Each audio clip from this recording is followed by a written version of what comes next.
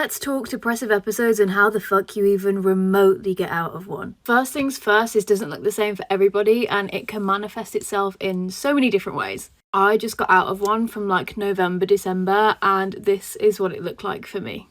Typically, I would wake up later in the day, and on the off chance I actually got up earlier, instead of grabbing the day by the balls, I would sleep in. Because I felt like I had no purpose to my day and it would go by quicker if I got up later. Which is basically my brain giving me an excuse and a reward rather than actually taking accountability for the fact that I did nothing that day. I'd spend all of my day on social media looking at all the things I want to do but didn't have the energy to do. My room would look like a fucking bomb site, like my laundry bin was overflowing. It felt like a chore to do basic things like have a shower and brush my teeth. And let's not forget the lack of food and water. And it's not even that you'd forget, you just don't get hungry. And you talk to yourself so negatively. You fail to see the bigger picture and really just hone in on the feeling that you're feeling and try to figure out what is causing it. For me, it was lack of control and feeling like I was stagnant and not progressing. So then you can find yourself reminiscing on times when you were happy and felt like you were in your prime, which then frustrates you even more because you aren't now. Now, I'm not saying that this will cure it because it's a lot easier said than done. But what helped me was breaking the cycle by tricking my brain and putting it into a situation it wasn't familiar with. When you wake up in the morning, instead of doing what you're used to and comfortable with, like turning over, going back to sleep, or going straight onto your phone and scrolling through TikTok, have a drink next to your bed and just take a sip. And once you've done that, remove yourself from under the duvet and get yourself out on top of it. It's really not as cold and uncomfortable as you think it is. And if you do feel cold, put a hoodie on or something to keep you warm. This was really difficult for me to do the first few days because I really didn't want to, but something as small as then making your bed will make you feel so productive and ready for the day. And if it's made, you're also less likely to get back into it. Although this is going to make you feel really uncomfortable, it's all about setting a new routine. So to create that new habit, you need to reward yourself. So go downstairs and make yourself a cup of tea or coffee or hot drink of your choice. Another thing that really helped me was writing down my intrusive thoughts either in my notes app or in a journal. I just think with that, the biggest thing is don't go into it expecting to get all of your answers by the end of it. But it is a really good way to try and figure out what the root causes are and what your triggers may be. If you also go through this and struggle to get up in the morning because you feel like your day doesn't have purpose, make it have purpose. I cannot stress that enough. Make plans to go and see a friend, or I don't know, maybe even take yourself out for coffee or lunch. Schedule in time to do some of the things that you know make you happy. You'll feel much better for it, I promise. Making your home modern and beautiful is easier than you think with 50/50 RGB SMD strip lights. Bright, uniform, ambient lighting for anywhere in your room. Use exactly the length you need thanks to the cuttable design. Waterproof properties and the use of double copper make them durable and long-lasting in all conditions. Change the colors, effects, and brightness of the lights thanks to the wireless remote or the app on your phone. Change the look of your home. Order now. These are signs he likes you over text. Also, sorry, but how fucking cute are my earrings? Some might say they're out of this world. I'll tag where they're from down below. Okay, moving on. Guys, confirm or deny in the comments. Number 1. When a guy takes his time to read your dissertation-worthy message and then point evidence explanations every point you made. Oh, he likes you. So much so that he practically just picked up a new job as an English language teacher. Number 2.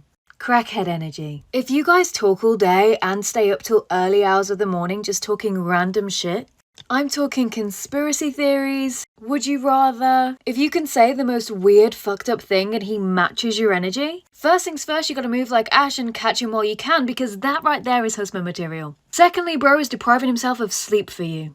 So yeah, he definitely likes you. And thirdly, if he teases you or makes fun of you and follows it up with a compliment, I think it's safe to say stop fucking around and tell him you like him. Cause it is crystal clear that he's trying to wife you up. And yes, I am expecting you to invite me to your wedding. Thanks. Things guys do when they're sad. Guys, you know the drill, confirm or deny in the comments, and ladies, you're gonna want to take notes. Let's get into it. Number 1. When a guy's sad and he can't fix the problem at hand, he will try fixing other things. This is so he can feel of use and also distract himself from the current problem at hand. So if you do notice him doing that, maybe check in on him or surprise him by cooking dinner. Number 2. Self-sabotage. This can look like them distancing themselves from you mentally and physically, or starting arguments over tiny little things, not because they mean to, but because they've got all these emotions built up that they haven't verbalized, that it takes one tiny thing for them to snap. If you find yourself arguing over a cup of tea, it's never the cup of tea. It's much deeper than that. Try your best not to take it personally. Just let him know that you're there for him when he's ready to let you in. And number 3, if a guy is about to cry, he'll look away and pinch the top of his nose to try and stop himself from crying. If you notice any of these, just give him a hug, okay? The boy's going through it. These are things guys do that girls are too scared to ask about. Girls, your prayers have been answered, now you don't have to. And guys, if you could confirm or deny in the comments, that would be great.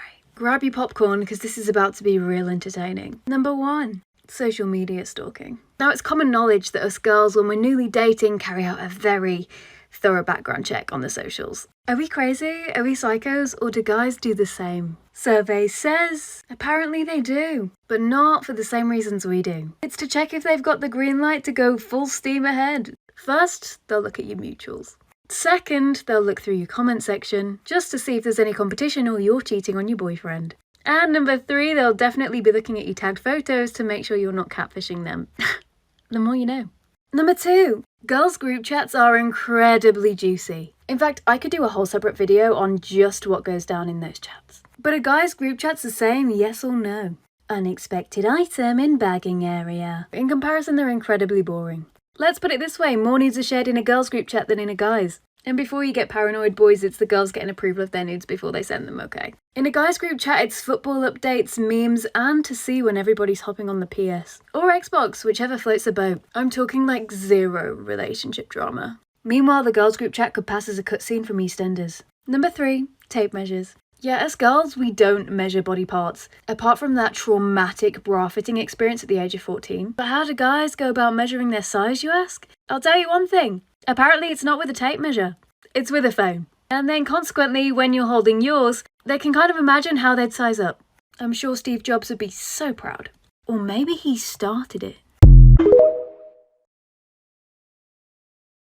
These are signs she likes you over text. Girls, confirm or deny in the comments, and guys, take notes. Number 1, if you ask what she's doing and she replies with something other than not much. If this girl is taking the time out of her day to send you a dissertation-worthy paragraph of what she's been up to, yeah, she likes you. Because did you really think we were going to put that much time and energy into one of the driest questions known to man if we didn't like them? The answer is no, definitely not. Number 2, and I really want you to think about this for a second. Is she just replying, or is she actually asking you questions? Because this should be like a tennis match between you both, not a fucking squash tournament. If she's asking you questions back, she wants the conversation to keep going. And if she's replying fast but doesn't ask you questions in return, disregard the fast replies because she's not interested in getting to know you more. And number 3, bonus features. If she's sending you photos of her where it's clearly being taken at a flattering angle to make herself look more cute, and she also throws in the odd voice note, she probably wants to see if you'd compliment her. And the voice note? I don't think you understand the confidence required for a girl to do that. So if she is,